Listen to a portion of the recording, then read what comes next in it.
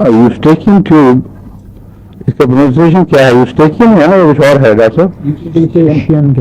शीन बोलते हैं। अच्छा, हो सकता है क्योंकि CH अगर प्रोनाउंस्ड हो तो फिर चल जाता है, अगर इसमें सिलेबस एम्फेसाइज ना हो तो बस बसाव का शीन हो जाता, मुझे जरूरी नहीं, चेक करना, मुझे याद कराना जाके। Eustachian tube and middle air, इसकी जो मिडिल एयर की ट्यूब्स हैं, यूस्टेशियन ट्यूब और मिडिल एयर में कटार, discharge from air, yellow, thin, bright yellow और ग्रीनिश, ब्लडी, ऑफेंसिव, परवेलेंट। ये जो डिस्चार्जेस हैं ये तकरीबन इसी ऑर्डर में हैं, नहीं ऑर्डर में नहीं है। पहला हल्का पानी से डिस्चार्ज हुआ करता है कानों में, फिर कुछ थिक होकर येलो रंगत इख्तियार कर लेता है, जब और बढ़ती है बीमारी और उसमें क्रोनिसिटी पैदा हो जाए फिर वो ग्रीनिश हो जाता है, फिर वो इस अरसे में कान के पर्दों को करोट कर चुका होता है, वहां से झिल्लियों में से ब्लीडिंग शुरू हो जाती है, तो फिर परवेलेंट और ब्लडी डिस्चार्ज, फिर आगे फिर पर्दों का फटना और सब कुछ किस्सा आगे।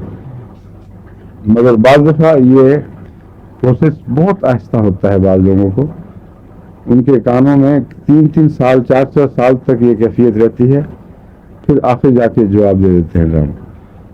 उसकी वजह यह है कि मैंने देखा है उनके पर्दे मोटे होके तो थिक हो जाते हैं, इंडोरेट हो जाते हैं और उनमें फटने की टेंडेंसी इतनी होती, मगर ऐसे लोगों से गले मिलना एक अजाब है, क्योंकि गले मिलते इतनी बदबू आती है कान से, उन बेचारों को नहीं पता लग रहा होता, लेकिन जिसका नाक गले नाक कान के पास से गुजरे उसको बहुत खतरनाक तकलीफ का सामना करना पड़ता है। और ये क्रॉनिक केसेस का हाल है, और फिर डेफ होने लग जाते हैं और आखिर में फिर बेचारे लाइलाज हो जाते हैं। ऐसे बड़े हुए मामले में कौन सी दवा मैंने बताई है जो सबसे ज्यादा पहले आपके जहन में आनी चाहिए? Ammonium carb.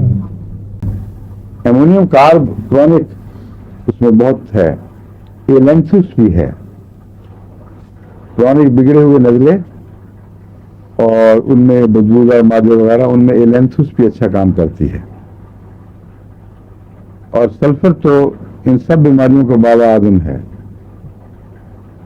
कान में तो खुसूसियत से हर किस्म के, सिर्फ इससे ताल्लुक नहीं रखता था, उस सल्फर तो हर चीज में, कान की बीमारियों में अगर सल्फर दे दें तो नुकसान नहीं है, फायदे का ज्यादा इम्कान है। और सल्फर के साय में दूसरी दवाएं भी फिर ज्यादा अच्छा काम करती हैं। कान की बदबू मिटाने के लिए 3 दवाएं हैं जो आपको याद रखनी चाहिए।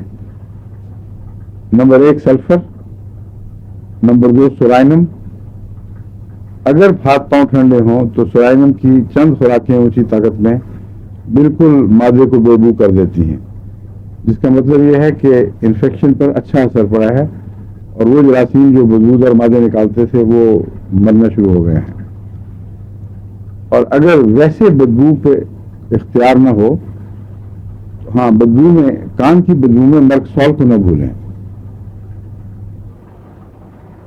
मर्कसॉल की बदबू बहुत ही कमीनी बदबू है, ऐसी कमीनी बदबू मैं कभी नहीं देखी, अजीब किस्म की, उसको डिस्क्राइब ही नहीं आप कर सकते। छछूंदर की बू होती है ना, जैसे याद है आपको डॉक्टर साहब? बरसात के दिनों में अगर आप पाकिस्तान इंडिया रहे हों तो बाज़ बावर्ची खानों में, गुसल खानों में एक छछूंदर सी फिर जाती है और इतनी मतवाना देने वाली बदबू उसकी होती है कि नाकाबिल बर्दाश्त है। और ये बदबू जो है कुदरत ने उनको खास मकसद के लिए दी हुई है, क्योंकि छछूंदर की आंखें कमजोर होती हैं और वो अपने फास रास्ते बदबू से ट्रेस करती है। और बास कम हैं, मसलन जबड़े जानवर, उनमें खुदा ताला ने ये मादा रखा हुआ है कि वो अपने गार से या जहाँ रहती हैं अपनी जगह मस्कन से 30 40 میل رات کو نکل جاتے ہیں وہ جانور، اور ہر درخت کے اوپر کچھ عرصے کے بعد وہ پیشاب کرتے ہیں تھوڑا سا، محض نشان ڈالنے کے لیے، اور اس میں ایسی بدبو ہوتی ہے خاص کہ اور کسی جانور میں نہیں، اور وہ اس بدبو کے ذریعے پوری سڑک اپنی واپس ٹریس کر جاتے ہیں۔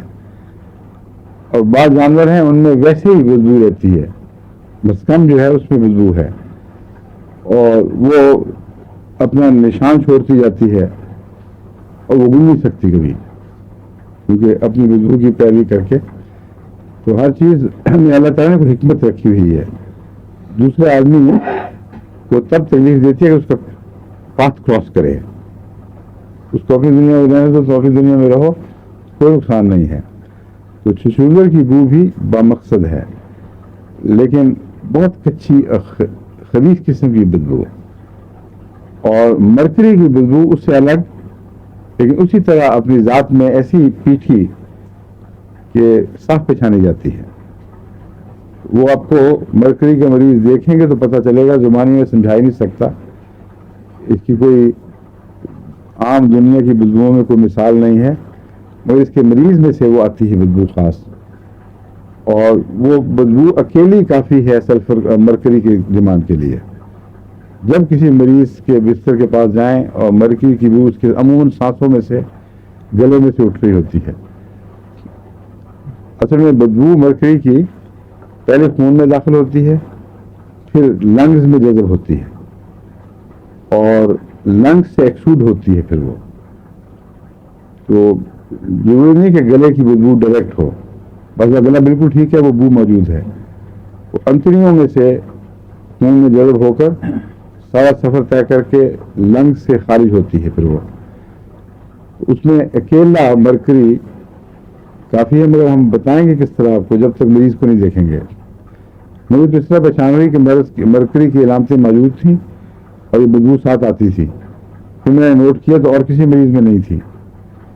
اس طرح آپ کو خود ہوش سے جب مریضوں کا معائنہ کریں گے تو آہستہ آہستہ ایسی باتیں خود سکھا دے گی۔ تو کانوں کی بدبو میں ایک مرکری بھی ہے۔